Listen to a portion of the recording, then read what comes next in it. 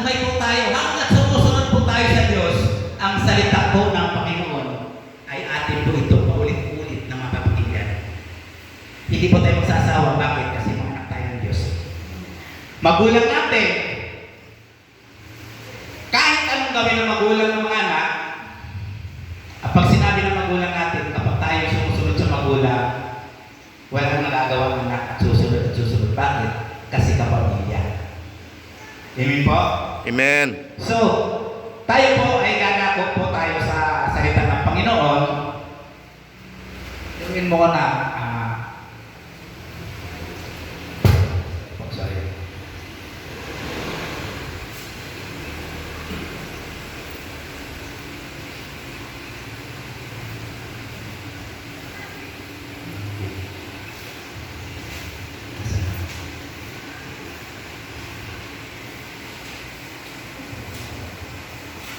Pamagat po na New Life in Christ. Pagbago ay bagong buhay sa Panginoong Kristo. So, basahin po natin sa John verse. Wala kasi tayo monitor. John 2 verse 10. Sinong nakabasa? Nakakita? Juan 2 versikulo 1.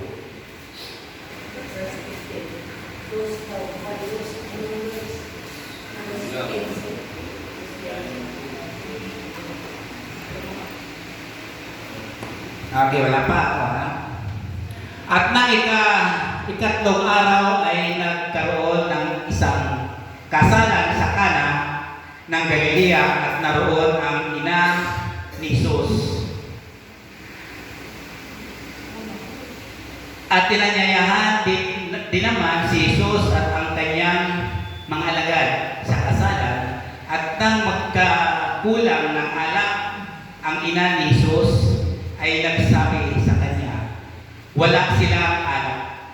Ito ang tugon ni Maria ay sa Panginoon Jesus. At sinabi sa kanya ni Jesus, babae, anong pakialam ko? Anong pakialam ko sa iyo? Ang aking oras ay hindi pa dumarating. Sinabi ng kanyang ina sa mga alila, gawin ninyo ang anumang sa inyong kanyang sasabihin.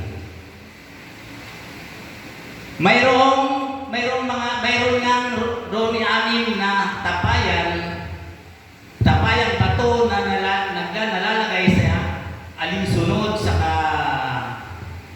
kaugalian paglilinis ng mga Hudyo na naglalaman ang bawat isa ng 2 o 3 bangang tubig. Verse 7, sinabi sa kanila ni Jesus, punuin ninyo ng tubig ang mga tapayan at kanilang pinuno hanggang sa labi. Praise God. Ang sabi ng Panginoong Jesus, ay sabi ng Maria sa mga alagad ng Panginoon na ay mga alila, ano bang ipinag-uutos niya sa inyo, gawin ninyo. Amen. Punuin ninyo, sabi ng mga naman apostol ng Panginoong Jesus, punuin ninyo ang tapayan. Mga kapatid, ang sabi ng ang simbol po ng tapayan po ay tayo. Tayo po yung bangak na lagayan ng tubig. Amen. At ang tubig po ngayon ay yung ang Espiritu po na siya nagpupuno sa bangak. Tayo po ang hinalintulad ng Panginoon na bangak. At ang sabi niya sa mga alagad, punuin ninyo hanggang labi. So, ang ibig pong sabihin, ang Espiritu ang siyang tubig na dapat na tayo ay mapuno sa Espiritu ng Diyos. Amen. Yun ang nais ng Panginoon sa buhay na mag-isa sa atin. Mapuno, mapuspos tayo sa Espiritu ng Diyos. man, paulit-ulit man po marinig natin ito po ay bigay ng kalakasan sa atin.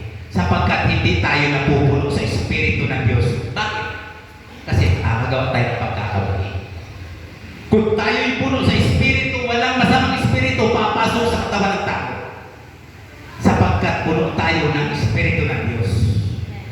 Kaya kahit ano pang Kristiyano, kahit ano pang, siguro, hindi ko alam kung bakit siya kanina, habang nag-worship tayo, ito pinapaulit-ulit niya sa akin. Mahaba yung inaral po kanina. Pagdating po dito, hindi po yun ang binibigay sa akin ng mensahe ng Diyos. Tinatanong ko habang nag-worship tayo, Panginoon, bakit po ito? Doon ko lang napagtanto, hindi talaga tayo puno sa Espiritu. Kaya kung babalikan po natin ang Biblia po, ang salita ng Panginoon, paulit-ulit mong po yan, kahit paulit-ulit mong binabasa, laging sariwa. Amen. Po, Amen. pagkakalala natin ang Diyos at tayo mananampalataya, laging sariwa po yan, kahit pausang kang bis, basahin yan. Bakit? Tanggap mo ang salita ng Diyos. Amen. Mahal mo ang Diyos bilang anak ka ng Diyos. Ano bang palo ng Diyos sa'yo, tanggap mo yan dahil mahal mo ang Diyos. Anak man natin eh. Ako noon, nung bata pa ako, kahit anong palo ng tatay ko, dahil man kung tatay ko, kahit anong galit sa akin, hindi ako sumasagot. Lahat ng pinag-uutos, sinusunod ko sa tatay ko. Hanggat sa mamatay niya ng tatay ko, kukunan pa ako ng kutsilyo kung sa pukusang sakin. Ay, mahal ko eh. Tatay ko eh. Kawasan ng Diyos na nagbigay sa atin ang buhay. Amen? Amen. Siya nagbigay sa atin ang buhay. Kung ang ating magulang ay nagbigay sa atin, binigyan tayo ng kumbaga sa pagpapalaki, hindi buhay yung pinagkaloob ng magulang sa atin. Ang Diyos. Hindi mo naman kaya pangako ng magulang, ang anak ko na, anak, bibigyan ka ng habang buhay.